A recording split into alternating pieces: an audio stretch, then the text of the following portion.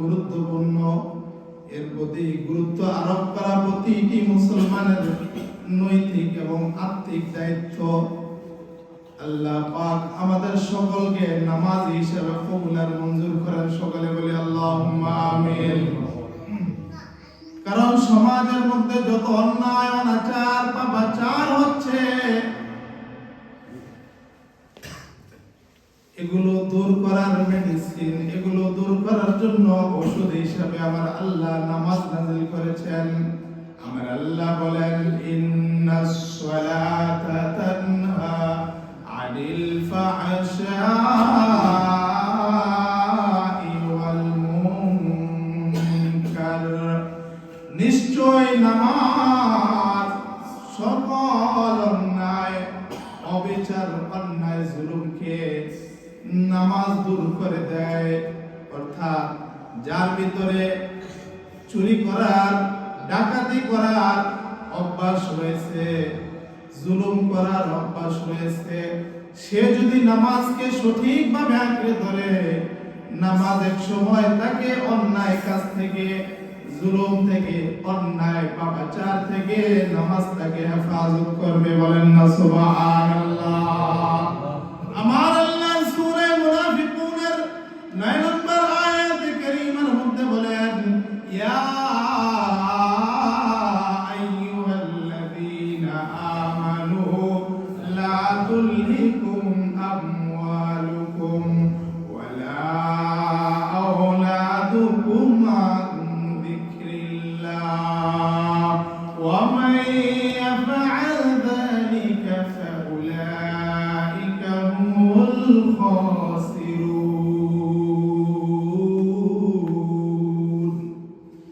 আমার আল্লাহ বলেন, হে ঈমানদারেরা, দুনিয়াতে ধন সম্পদ, জায়গা জমি, বাগ বাগিচা, ক্ষেত খামার, শস্য সবকিছু আমি আল্লাহ তোমাকে দিয়েছি।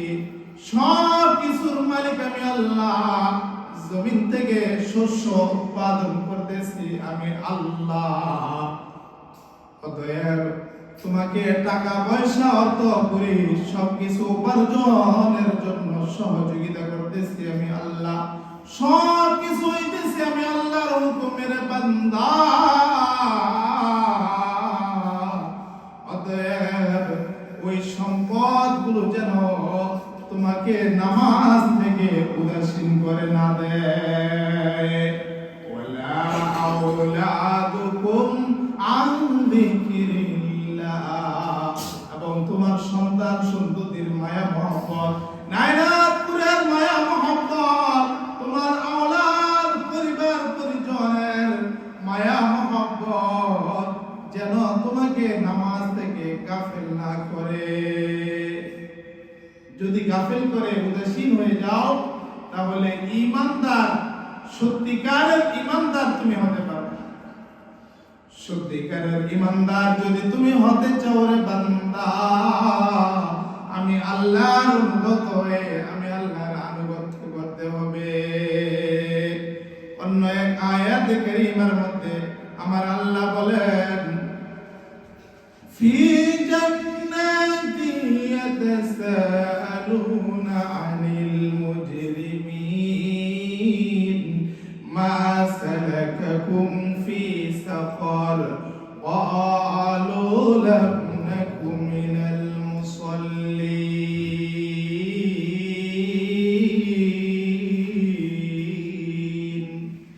আমার আল্লাহ বলেন, জান্নাতের ভিতরে, ফি জান্নাতি ইয়াতাসাআলুন, জান্নাতের মধ্য থেকে প্রশ্ন করা হবে। যারা অপরাধী, অন্যায়কারী, যারা জাহান্নামী, তাদেরকে উদ্দেশ্য করে জান্নাতীরা বলবে, কোন জিনিস তোমাদেরকে জাহান্নামের দিকে নিক্ষেপ করেছে? কোন জিনিসের কারণে তুমি জাহান্নামে এসেছো? তখন তারা বলবে, মা সালাকাকুম ফি সাকার ক্বালু লাম নাকু মিনাল মুসাল্লিন। আমার বন্ধু বান্ধব, আমার চাচা, আমার ভাতিজা,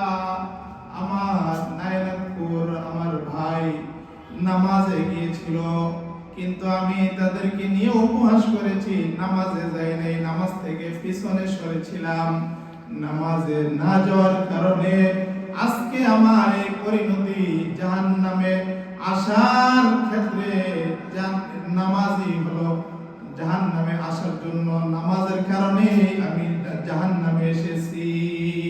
অর্থাৎ আমি নামাজ পড়ি নাই তাই জাহান্নামে এসেছি, আল্লাহ আমাকে জাহান্নামের ফয়সালা দিয়ে দিয়েছে।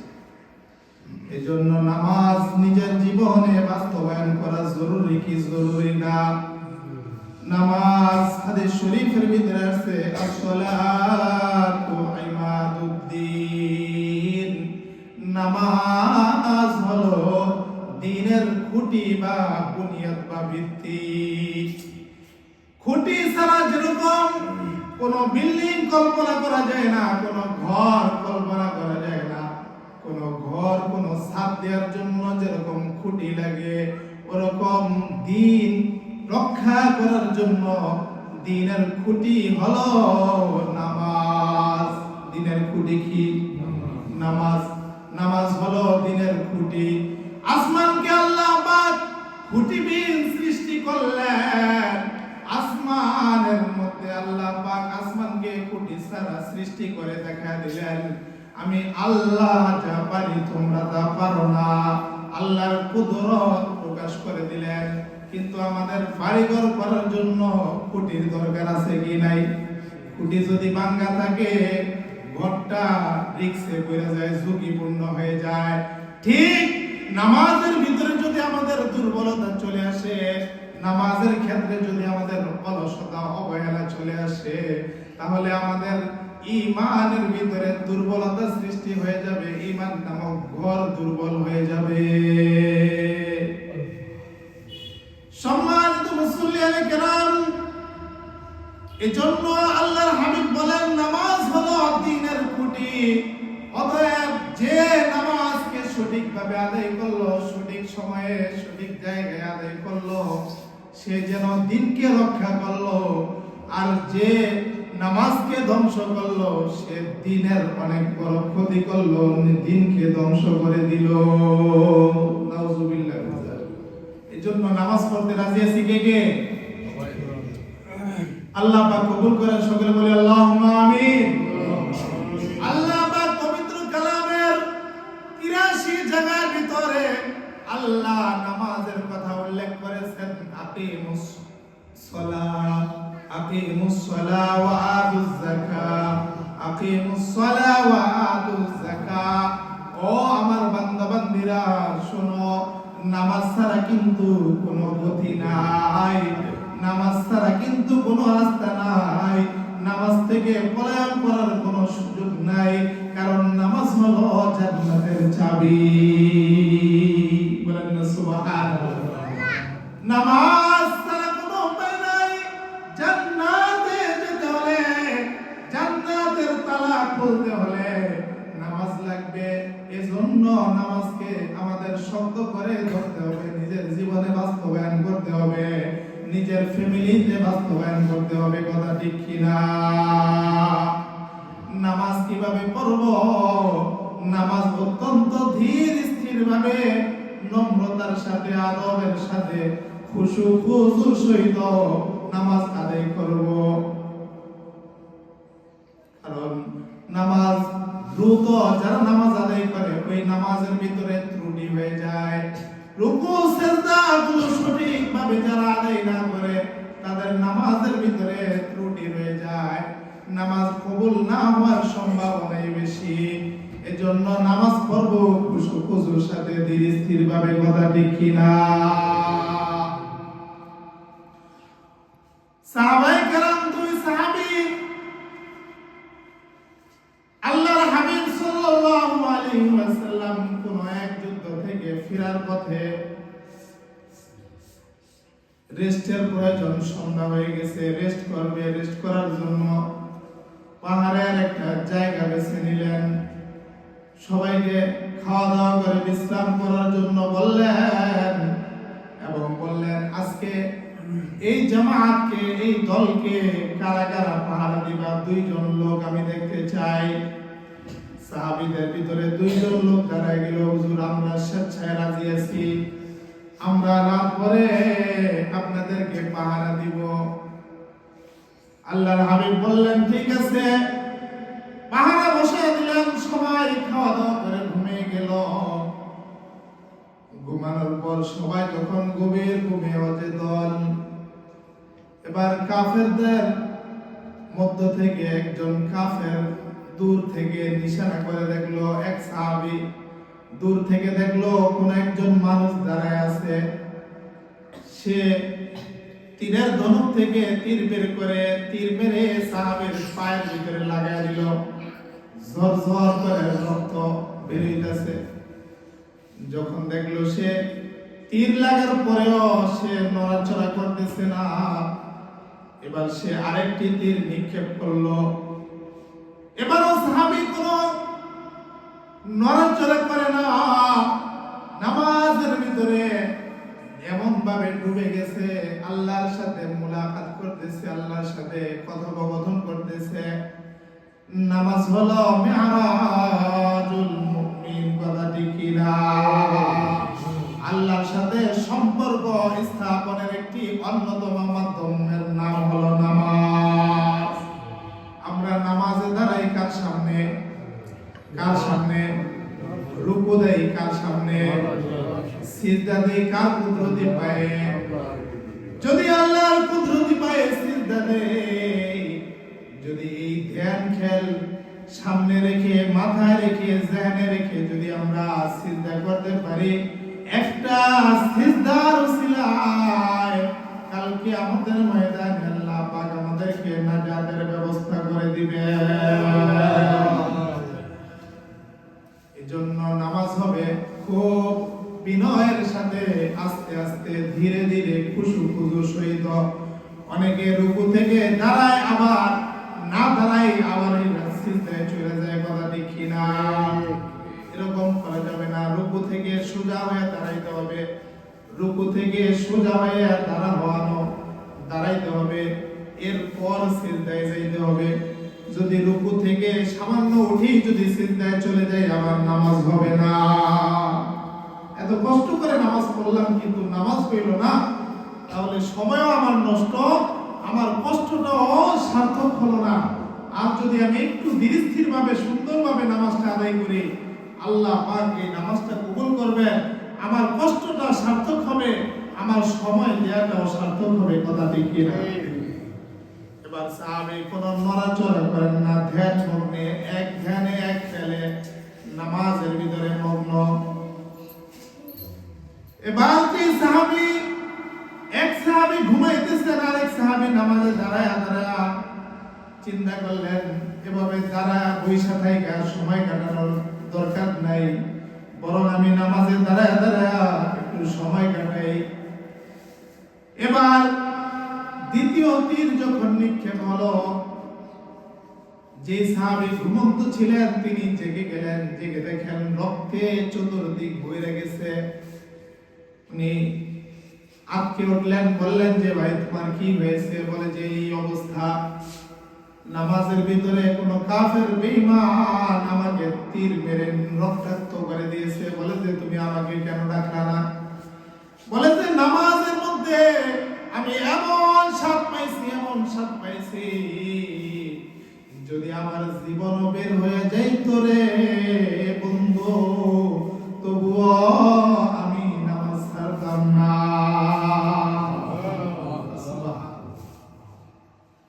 এজন্য নামাজ হবে ধ্যান মগ্নতার সাথে, নামাজ হবে আল্লাহর সামনে। আমি আল্লাহর সামনে দাঁড়াইছি, আমি আল্লাহর সামনে রুকু করতেছি, আমি আল্লাহর কুদরতি পায়ের ভিতরে সিজদা করতেছি। এই মেন্টালিটি নিয়ে, এই ধ্যান ধারণা নিয়ে, এই খেয়াল নিয়ে আমাদেরকে নামাজে দাঁড়াইতে হবে, কথা ঠিক কি না? নামাজ যদি আমার সুন্দর হয়, নামাজ যদি আমার সুন্দর হয়, তাহলে জাযাব আল্লাহর কাছে, এর বিনিময় হিসেবে আমার আল্লাহ রেখেছেন আমার আপনার জন্য জান্নাত। আউয়ালু মা ইউহাসাবু বিহিল আবদু ইয়াউমাল কিয়ামাতিস সালাহ। কাল কিয়ামতের ময়দানে সম্পর্কে জিজ্ঞাসা করবেন, ওই জিনিসের নাম হলো নামাজ। তোমার নামাজের খবর কি? তোমাকে 40 বছর, 50 বছর, 60 বছরের জিন্দেগি দান করছিলাম, তুমি নামাজ পড়ছো কিনা? তোমার নামাজের হিসাব আছে কিনা? তুমি নামাজের খবর রাখছো কিনা? তোমার নিজের, তোমার ফ্যামিলির প্রতিটা মানুষ নামাজ পড়ছে কিনা এর হিসাব তুমি রেখেছো কিনা? এর হিসাব তুমি আমাকে দাও। যদি আল্লাহ ধরে ফেলেন, যদি আল্লাহ গ্রেফতার করে ফেলেন, যদি আল্লাহ হিসাব করে ফেলেন, তাহলে আমার আপনার ছুটার কোনো কায়দা নাই। কথা ঠিক কিনা? এজন্য নামাজ পড়তে হবে। নামাজ বালেগ হওয়ার সাথে সাথে নামাজের ভিতরে কোনো ধরনের অবহেলা করা যাবে না। শীতের দিন কনকনে শীত, লেপের কম্বলের মায়া ছাড়তে মন চায় না। কথা ঠিক কিনা? লেপের মায়া ছাড়তে মন চায় না, কম্বলের মায়া ছাড়তে মন চায় না। বলে যে যদি আমি এই চিন্তা করি লেপ থেকে বাইরে হইলে সামান্য শীত, কিন্তু জাহান্নামেও একটা শাস্তি আছে, এটা হলো বরফের শাস্তি, ঠান্ডার শাস্তি। জাহান্নাম শুধু আগুনের নয়, সেখানে শুধু আগুন দিয়ে শাস্তি দেওয়া হবে তা নয়, বরং ঠান্ডা পানি দিয়েও শাস্তি দেওয়া হবে। কিছুদিন আগে একটা খবর আছে যে বাজি লাগছে, 100 ডুব যদি এই ঠান্ডার ভিতরে কেউ উনি দিতে পারে, তাহলে তাকে একটা পুরস্কার দিবে 500 টাকা। আরে 500 টাকা দিবে। সে কয়েকটা ডুব দেওয়ার পর তার জীবন চলে গেছে, মারা গেছে। 103 ডুব দেওয়া হয়েছে, মারা গেছে। তো এটা তো হলো সাধারণ নরমাল পানি, সাধারণ এটা বরফ ঠান্ডা, হিম শীতল ঠান্ডা, কিন্তু এর চেয়ে হাজার হাজার গুণ বেশি ঠান্ডা হবে জাহান্নামের শাস্তির ওই ঠান্ডা। এজন্য একটু চিন্তা করি যে আমি যদি আজকে লেপ কম্বলের মায়া ত্যাগ করি, তাহলে আমার আল্লাহ এর জাযা, এর বিনিময়, এর উত্তম পুরস্কার আমার আল্লাহ আমাকে দান করবেন। কথা দেখি না। এজন্য নিজে নামাজ পড়ি, অন্যকে নামাজ পড়ার জন্য উৎসাহিত করি, নিজে নামাজ পড়ি, নিজের আহাল ও আয়াল, নিজের পরিবার পরিজন, সন্তানাদি তাদেরকে নামাজের জন্য উদ্বুদ্ধ করি, তাদেরকে নামাজে নিয়ে আসি। ইনশাআল্লাহ যদি নামাজি বানায়া কবরে যেতে পারেন, আপনার জান্নাতের জন্য, জান্নাতে যাওয়ার পথ আল্লাহ পাক সহজ করে দিবেন ইনশাআল্লাহ। আমরা অনেকে মায়া করি, ছেলেটা ঘুমাইতেছে, মেয়েটা ঘুমাইতেছে, আমার স্ত্রী ঘুমাইতেছে, ঘুমটা ভাঙবো, আরামের ঘুম। কিন্তু এই আরামের ঘুমের ভিতরে এই যে আদর করতেছি, এটা মূলত আদর না, এটা মূলত তাকে আপনি জাহান্নামের দিকে অগ্রসর করতেছেন। আপনি আপনার স্ত্রীকে জাহান্নামের আগুন থেকে না বাঁচায়া তাকে জাহান্নামের দিকে ঠেলে দিতেছেন। এটা মূলত মায়া নয়, এটা আপনার স্ত্রী আপনার সন্তানকে জাহান্নামের দিকে অগ্রসর করতেছে। আল্লাহ পাক হেফাজত করেন। সকলে বলি আল্লাহুম্মা আমিন। নামাজ হবে সাহাবাওয়ালাদের নামাজ। সাহাবীদের নামাজ কেমন ছিল, নবীজির নামাজ কেমন ছিল, ওই নামাজ আমাদের ফলো করতে হবে। হযরত তালহা রাদিয়াল্লাহু আনহু একদিন বাগানের ভিতরে নামাজ পড়তেছেন, বাগানের ভিতরে নামাজ পড়তেছেন, হঠাৎ করে তার দৃষ্টি গেছে বাগানের ভিতরে একটা পাখির দিকে। সুন্দর, খুব সুরত পাখি, খুবই চমৎকার দেখতে, খুবই চমৎকার। এরকম একটা পাখির দিকে নজর গেছে, কিন্তু যখন তার খেয়াল আসছে আমি নামাজে আছি, সাথে সাথে দৃষ্টি ঘুরে দিয়েছেন। নামাজ শেষ করার সাথে সাথে উনি আল্লাহর হাবিবের দরবারে চলে গেলেন। আল্লাহর হাবিব,